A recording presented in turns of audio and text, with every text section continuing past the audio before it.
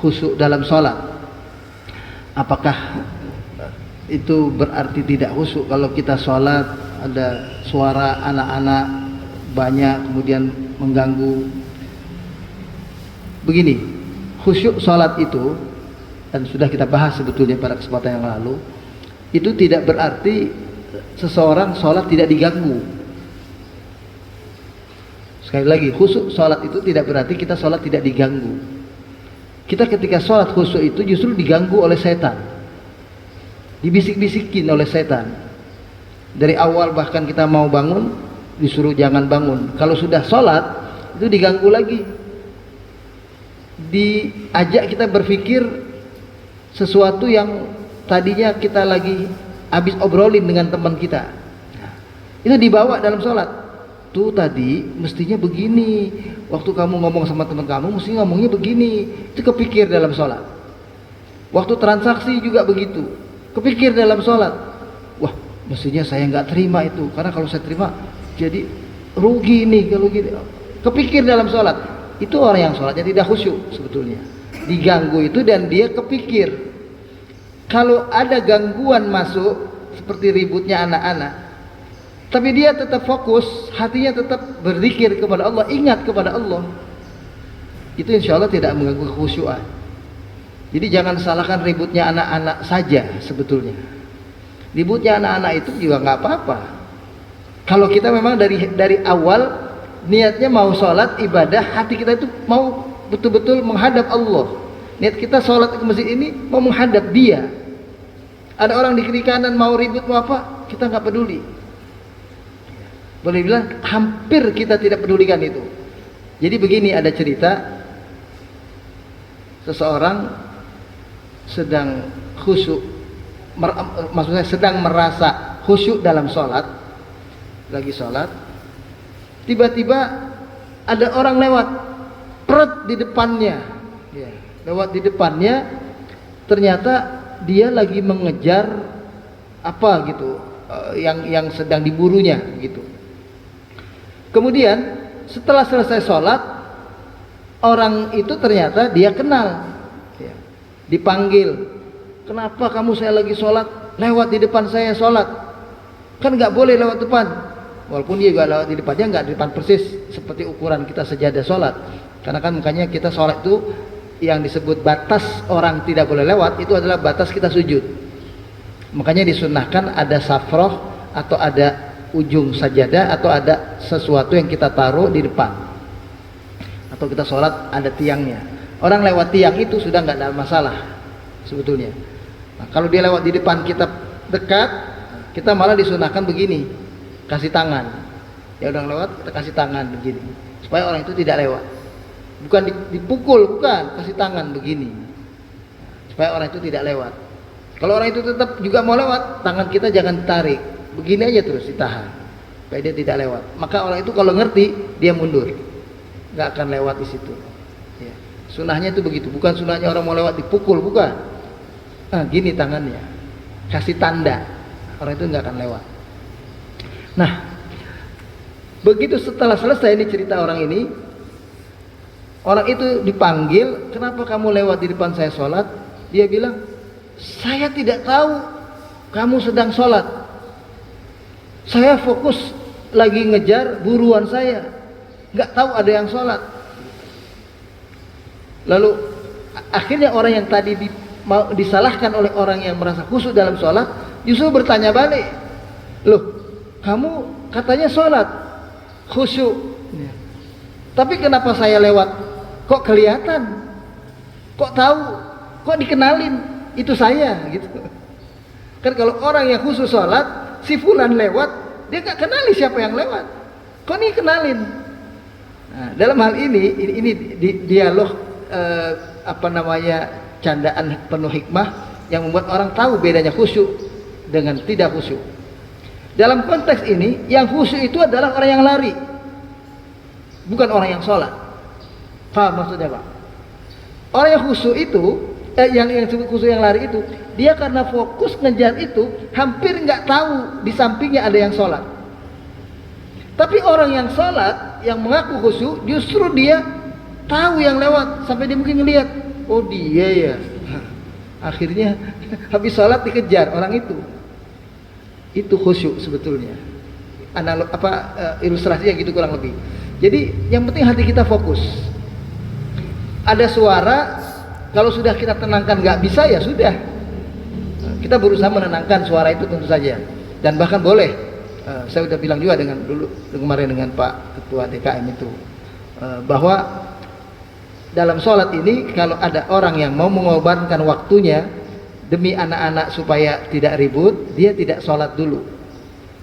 Sampai setelah selesai sholat baru dia sholat. Buat dia insya Allah itu amal soleh, sedekah sholat namanya.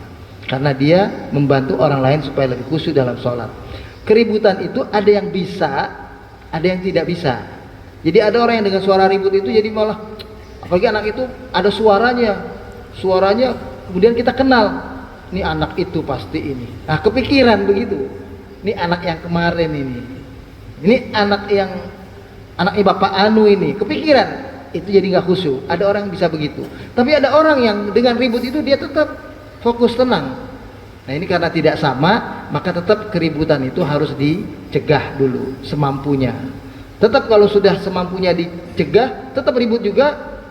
Kayak apa di sini kalau sholat maghrib itu kan ributnya bukan main anak-anak, nggak bisa dicegah juga ya sudah kita yang fokus gitu.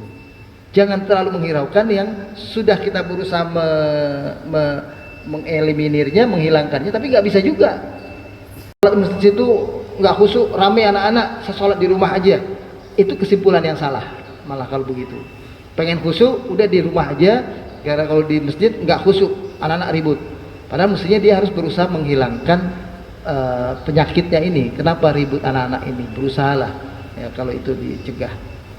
Kemudian anak kecil sholat di saf depan, apakah boleh? Sebisa mungkin saf depan itu diisi sama orang yang bisa menjadi pengganti imam sholat. Itu harus dulu, paling enggak 2-3 orang di belakang imam itu. Karena nanti imam itu kalau dia batal, dia akan memilih dari orang itu. Dia akan, ketika dia batal, bukan langsung orang itu maju yang jadi makmum, tidak. Sunnahnya itu ditunjuk sama imam itu. Jadi imam kalau batal, dia pegang pundak si fulan yang jadi makmum itu, lalu maju, imamnya keluar karena dia batal sholat, ditunjuk. Nah kalau yang anak kecil di depan ditunjuk kan nggak mungkin. Jadi ditunjuk itu mesti orang yang ngerti tentang kaifiat sholat, paling tidak ya ada hafalannya juga, misalnya tahu kalau jadi imam. Jadi orang yang di belakang imam sholat itu orang yang tahu bahwa dia bisa dan mampu untuk mengganti imam kalau batal. Kalau orang yang tidak mampu itu jangan sholat di belakang imam, terutama tiga baris itu, bukan 3 baris, 3 saf itu, katakanlah 2 atau 3 ya, karena imam nanti akan memilih 2 atau 3. Kalau sesudah itu ada anak kecil, ada siapapun, tidak apa-apa selama, nah ini anak kecilnya bisa dikontrol. Kalau anak kecil itu, kenapa anak kecil nggak boleh saf terdepan? Itu banyak ulama beranggapan begitu. Padahal dalam hadis Nabi tidak ada keterangan itu. Ya, dalam hadis Nabi anak kecil pun boleh di saf terdepan. Ya, bahkan anak kecil boleh jadi imam. Anak kecil boleh jadi imam selama dia mumayyiz. Bukan akil balik. Ya, bukan akil balik, tapi mumayyiz. Bapak pernah melihat ada orang hafal Quran umur 7 tahun. Dia belum akil balik, dia boleh jadi imam. Karena 7 tahun sudah mumayyiz. Mumayyiz itu artinya bisa membedakan mana yang baik, mana yang buruk, mana yang sholat harus disempurnakan 4 rakaat, dia tahu 4 rakaat. Nah, kalau ada anak kecil ketika dia sholat di saf depan, tapi begitu sambil sholat, dia kemudian nengok sana, ada yang menarik, yang sana menarik, terus dia keluar saf, lari ke situ, ada menarik dia, dan nengok ke belakang, ada si fulan lagi main-main, dia ikut main ke belakang. Yang seperti ini nggak boleh di saf terdepan. Kalau ada anak kecil tapi dia tetap di baris itu, tidak keluar dari saf, anak kecil itu bisa begitu, itu boleh. Itu dia tahu mumayyiz namanya. Dia tahu sholat itu 2 rakaat, ya 2 rakaat. Setelah 2 rakaat baru dia boleh selesai keluar. Dia tahu sholat isya itu 4 rakaat, 4 rakaat, dia nggak keluar dari barisan. Anak kecil yang seperti itu boleh.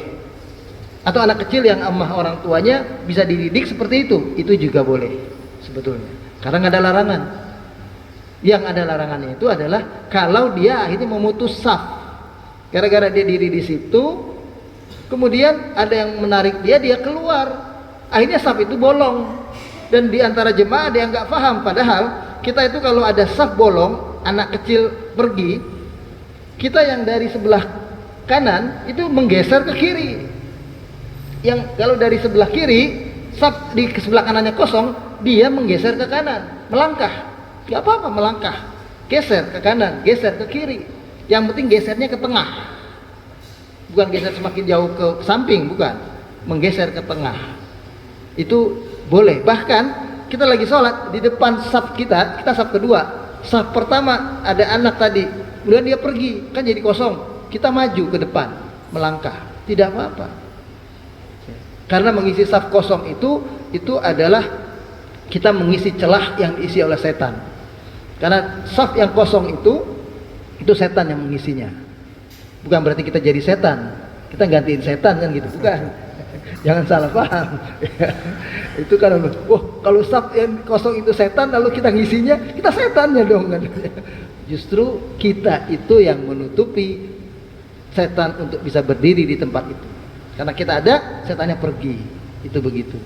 Jadi saf kosong itu harus diisi. Ini kadang-kadang juga dalam salat berjamaah kita belum paham. Kalau ada saf kosong, maju. Ada saf kosong di sebelah kiri kita, padahal kiri itu adalah tengah imam di sini. Saf kosong, kita ke kiri begitu.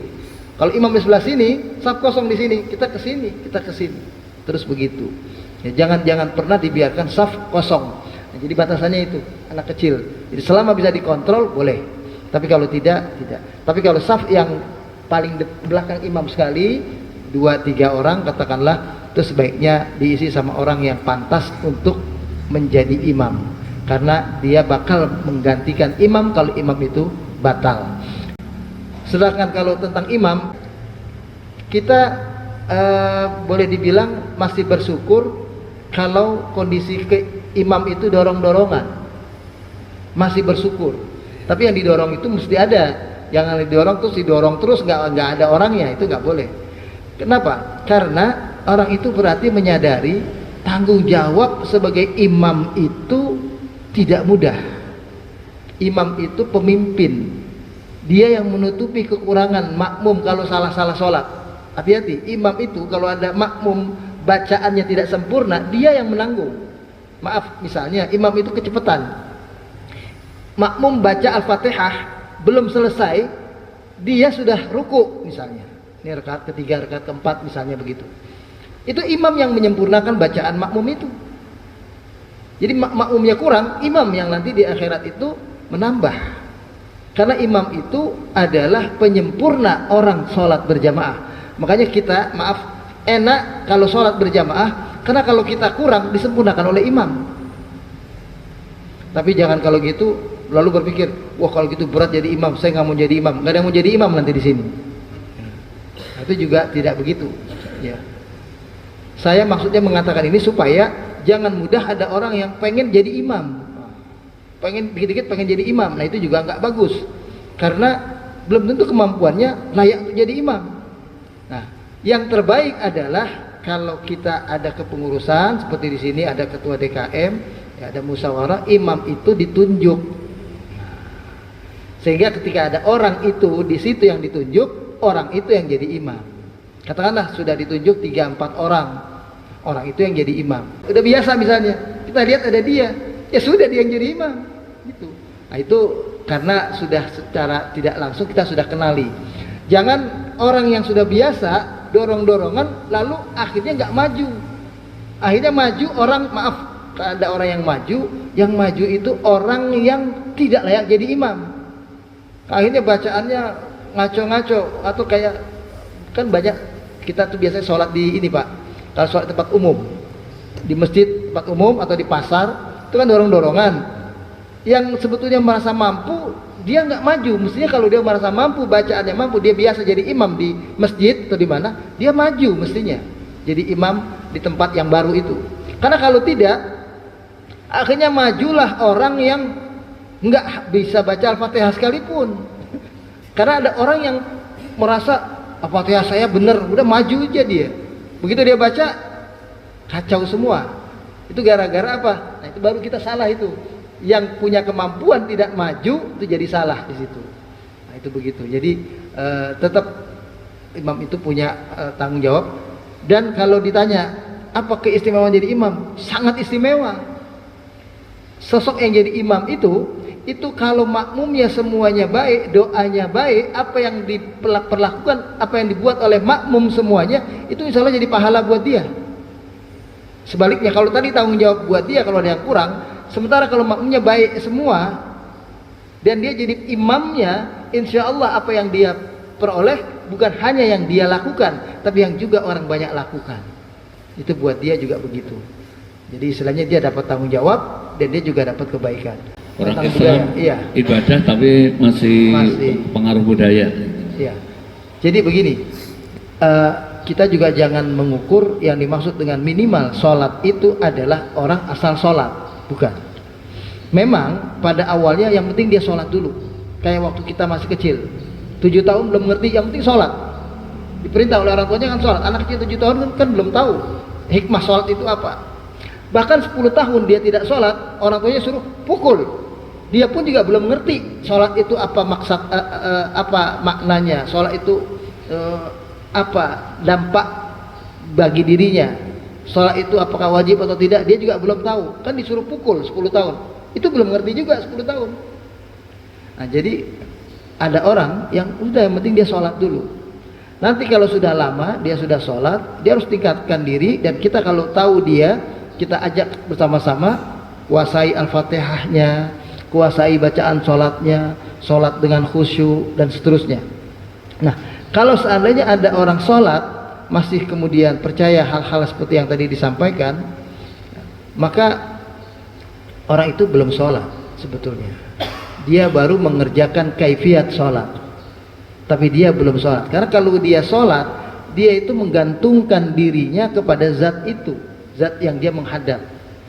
Karena begitu dia sholat, betul-betul Allahus Samad, Allah tumpuan harapan, Allah tempat bergantung, Allah yang kita jadikan sandaran, bukan kekuatan lain, bukan kepercayaan lain, bukan bahkan ada orang yang mungkin merasa sholatnya akan khusyuk kalau saya bawa apa begitu misalnya, atau tadi bahasanya melakukan hal-hal yang bersifat budaya seperti itu, sedekah bumi, apalah macam-macam kayak gitu. Nah itu sebetulnya hal-hal yang harus kita hindarkan, karena sholat itu justru membuat kita yakin sepenuhnya yang menjamin, yang menolong, yang melindungi kita itu adalah Allah Subhanahu wa Ta'ala.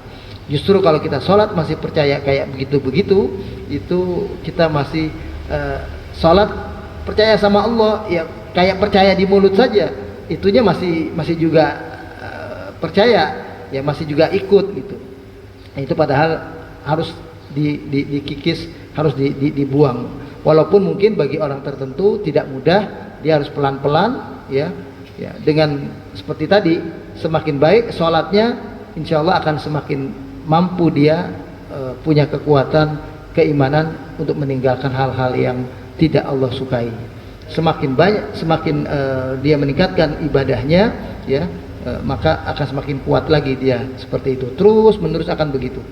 Barangkali yang penting niatnya adalah dia ingin terus menjaga sholatnya dengan baik, berusaha khusyuk. Khusyuk itu berusaha fokus, yang dihadapi itu seolah adalah betul Allah. Makanya dalam sholat khusyuk itu disuruh kita anta'budallaha ka'annaka tarahu fa illam takun tarahu fa innahu yaraka. Kita merasa ketika sholat itu di hadapan kita itu betul-betul ada Allah di depan kita. Kalau kita tidak bisa melihat Allah di depan kita, karena memang itu mungkin hal yang sulit buat kita, maka yakinkan diri kita bahwa dia memandang kita, dia melihat kita. Jadi kita kayak prajurit ya, melakukan gerakan yang diperintahkan oleh komandan, komandannya melihat, maka dia akan penuh dengan ketelitian karena dilihat.